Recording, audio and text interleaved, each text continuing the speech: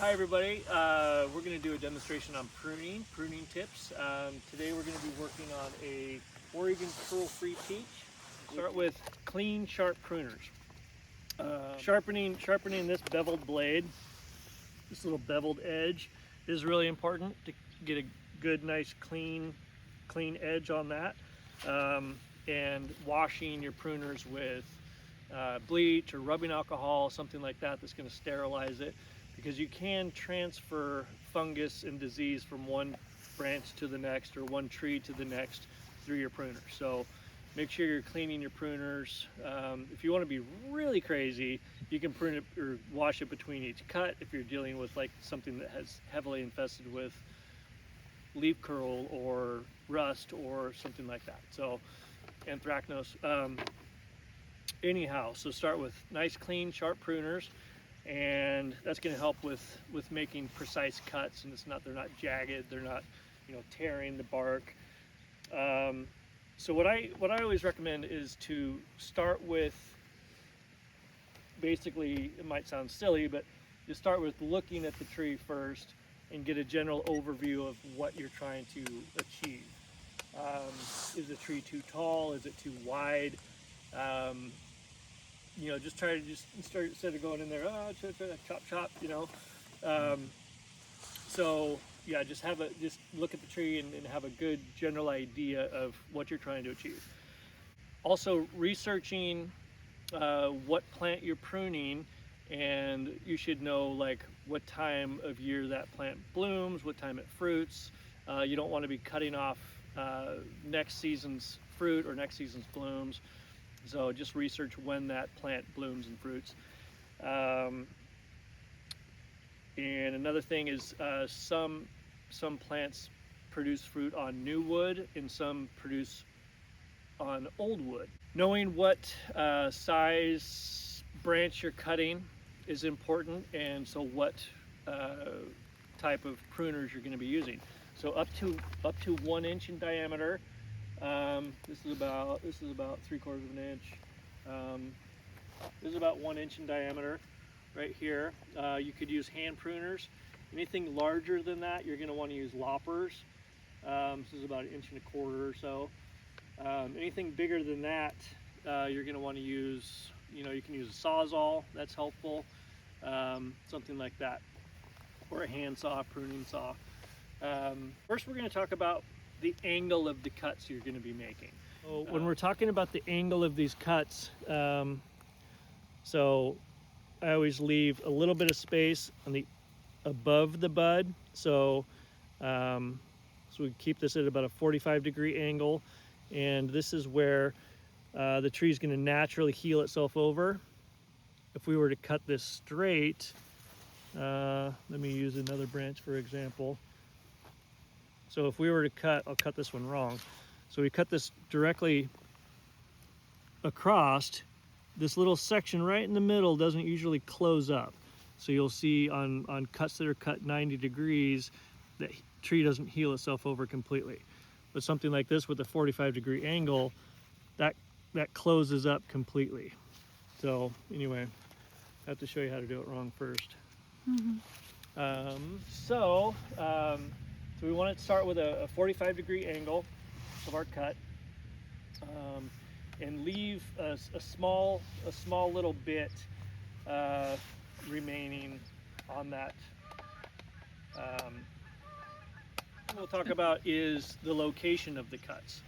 So as you can see on this, I'm just going to work with these exterior branches that we're probably going to be cutting off. Yeah, we're going to be cutting this off anyway because it's all goofed up. So if you see your branches out like this, so you have inward facing buds and you have outward facing buds. So basically you can steer the branch to go any way you want. So obviously if you cut on an outward facing bud, this branch is going to be going out. If you prune on an inward facing bud, this next branch is going to be coming in. So some reasons why you would do an outward facing bud, let me get you another one because I talk better when I have something in my hand. So when you have an outward facing bud, what that's going to do is typically create more air circulation throughout the tree. It's going to have a more layered effect. So on this peach tree, you could have fruit kind of layered throughout the tree instead of all kind of bunched up together. So outward facing cuts help kind of create more air circulation and more sunlight into the center of the tree. What are some reasons why you would use an inward facing bud? Might be maybe it's a hedge. You know, you have a laurel hedge and you want it to fill in more in the center. So if you cut on the inside, then that branch is going to come in towards the interior and fill in more densely. So there's two main types of cuts you'll be making. One's a heading cut and one is a thinning cut. Heading cut is when you're taking a portion of a branch down. So say we want this branch to become more developed later. We want to kind of steer this out this direction. So this would be more of a heading cut, okay? So now what this is going to do is this branch now can go out and develop out here. A thinning cut is removing an entire branch. So we'll take this for example. This has a tag on it. See, this branch is angled poorly. When we cut this, it looked like we cut it here, and then we got this downward motion. So a thinning cut is removing the entire branch. So, and we'll take this tag off and put it back on the tree somewhere else. So those are the two main cuts. So thinning cuts, you're removing the entire branch. In heading cuts, you're taking a little bit of the head or the top off. So those are the two main cuts. Another thing to understand is when we're talking about the location of the cut, you don't want to disturb the branch collar. So the branch collar, let me find an example. So here is the branch collar. See that swollen area? So it looks like a little blister there. So we want to leave that branch collar intact. If we cut into that branch collar, you're going to end up with a lot of suckers. So in that area. So the branch collar is the swollen area where the main branch branches off into a smaller branch. So this area right in here, where it's kind of ridged and swollen, that's called the branch collar. The branch collar is really important because there's a lot of genetic material in that portion of the branch. There's what's called indifferentiated cells inside this portion, well, throughout the tree, but specifically they kind of congregate in this area here. If you've seen probably poor cuts where you have tons and tons of suckers come up. So these are like suckers down low. So what that is when you disturb that branch collar, or if you cut into that branch collar, the tree tries to heal that wound, and in doing so, it puts a lot of energy into that portion, and then you get all kinds of activity coming out, all kinds of branches and suckers coming out of this portion here. So we don't want to disturb the branch collar because you're going to end up having to prune like crazy later on. When you start making cuts on your tree, before you make any decisions, you want to first take out any damaged wood or damaged branches. So probably a deer or something brushed up against this and broke it. So any damaged wood you want to remove first, or any dead wood. So like this branch here, this has a terrible angle. It's going down, so we don't really want that. So we can remove that entire branch. Anything that's going into the center, directly into the center, we don't want. And this is kind of discolored anyway. I think these branches have some issues anyway. Let's see. So anything broken or damaged you want to remove. Anything going directly into the center of the tree, and that's going to help with air circulation. So anything that's going into the center, I typically remove. Stay away from the branch collar. anything going straight up or straight down. So another thing to remove right off the bat are these suckers. Anything like down at the ground, water sprouts, some people call them water sprouts or suckers, but these can come off completely, and they're gonna come back, but it's best they suck nutrients and water from the tree, the parts that are actually going to produce fruit. So you want to remove these, and of course as close to the trunk as possible. The next thing you want to start looking for are weak angles. So you want your branching to have between 45 and 60 degree angles. Like something like this is kind of goofy. Imagine like a bunch of fruit hanging off of this, and then it has this weird angle. This is way less than 60 degrees. So we can just remove that entire branch.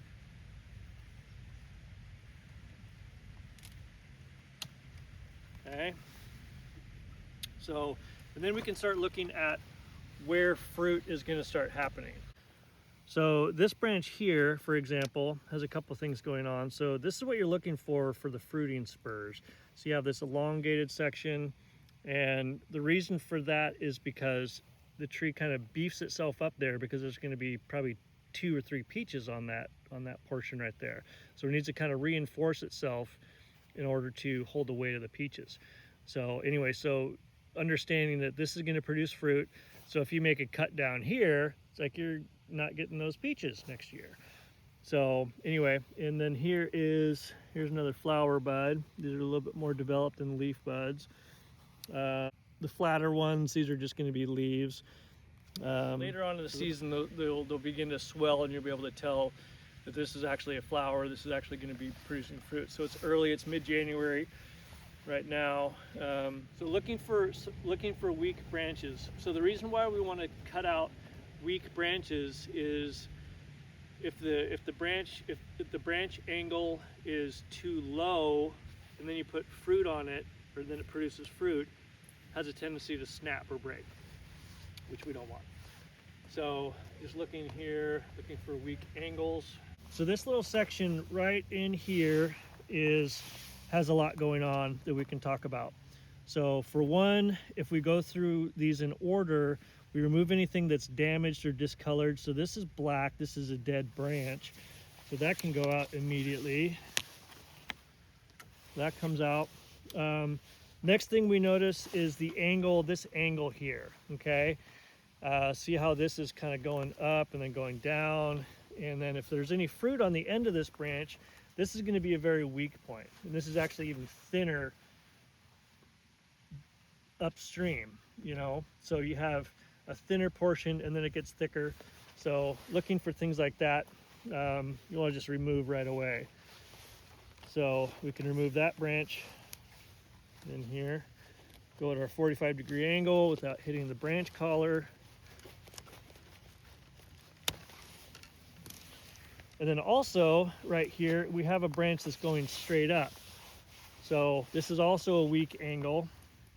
So we're going to want to remove that. So also you can look for like some congestion. And so like we have 2 branches here. One of them is decent. One of them has got like some weird funky angles. So, and this branch is also rubbing against the other branch. So we can remove this branch completely, allowing this branch to have a little bit more room. This branch here is kind of tipping up into the next one. That can come off. So here's an example of branches that are crossing each other. This is a very tiny example because these branches are tiny. But anyway, so you can imagine if the wind comes through and this branch is rubbing on the other one, it can create little open sores on it for bugs and fungus to have their way. So anyway, so what I like to do is take the most mature branch, or the branch I want to save, and if it's crossing something, I'll cut the more insignificant one out. Now it has nothing to rub up against. Another really important reason why we're pruning is to add more air circulation into the center of the tree. The air circulation is going to help prevent fungal issues like powdery mildew, black spot, leaf curl, those kind of things.